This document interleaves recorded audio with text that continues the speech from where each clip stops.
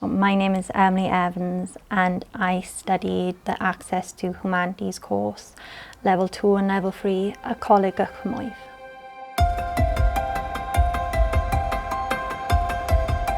I chose Canlyniadau because it's closer to me and it was the only college that I was aware of that offered the Access to Humanities course.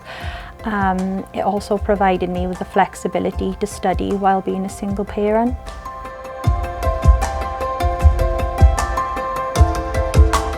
Since leaving Canlyniadau, I have studied at the University of South Wales.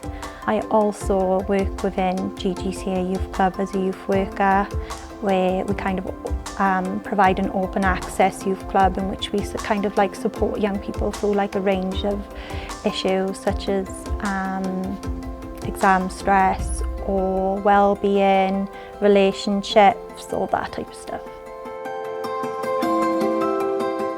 The highlight for me of being in college was finding myself.